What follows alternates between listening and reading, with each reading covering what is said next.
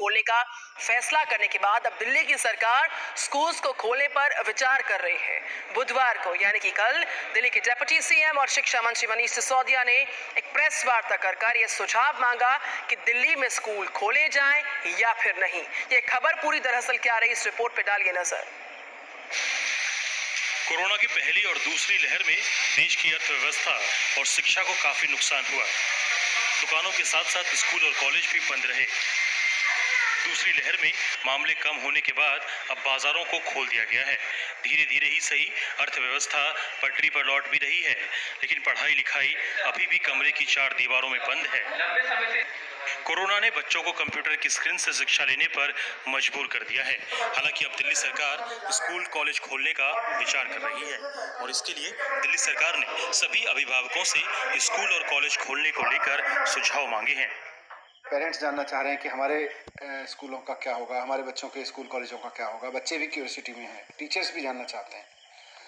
इससे पहले कि सरकार कोई डिसीजन ले, मैं दिल्ली के स्कूलों और कॉलेजेस में पढ़ने वाले बच्चों से, उनके पेरेंट्स से, उनके टीचर्स से, उनके प्रिंसिपल्स से ये बात पूछना चाहता हूँ कि अब हमें क्या स्कूल और कॉलेज खोल देने चाहिए?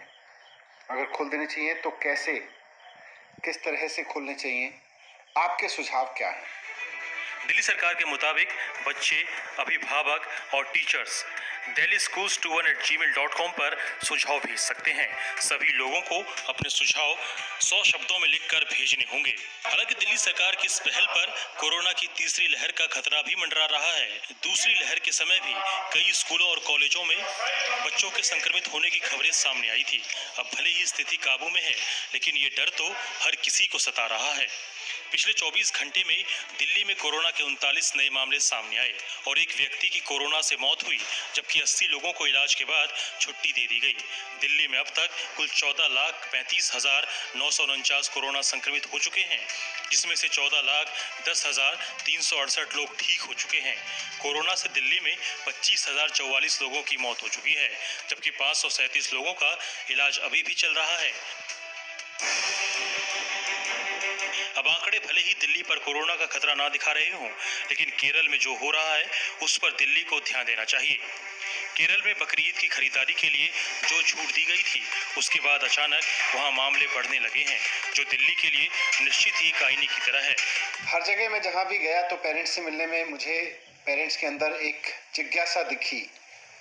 वो चाह रहे हैं कि स्कूल खुलेंगे, लेकिन वो समझना चाह रहे हैं कि कब खुलेंगे, कैसे खुलेंगे, खुलेंगे तो हमारे बच्चे की सुरक्षा का क्या होगा।